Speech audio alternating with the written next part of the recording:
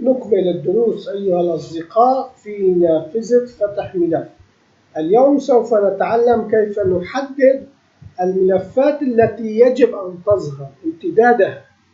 فإذا نحن الإضافة التي تم إضافتها، أولا يتم حذف أرشيف الملفات التي سوف تفتح ويضاف إليها هذا الأرشيف الذي يقول أظهر لي الملفات التي امتدادها نجمة.xls نجمة.xlsx الملفات الخاصة بالإكسل،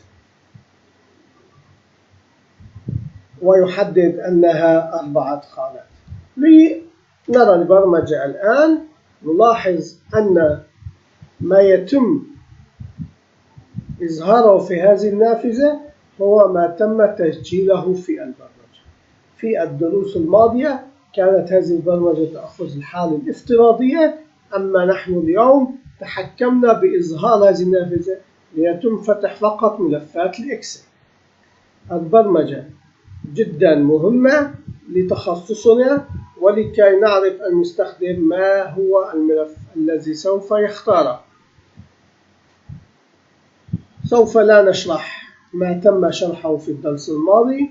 الجديد هو هذه الأسطر التي تحدد الامتدادات، كل امتداد على حدة، وفي الأخير يتم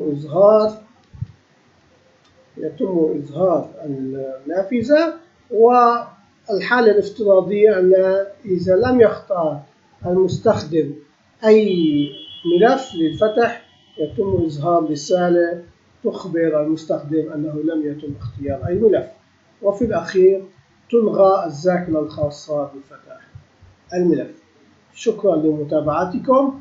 نلتقي في الدرس القادم أكيد في ميزة جديدة من ميزات فتح الملف.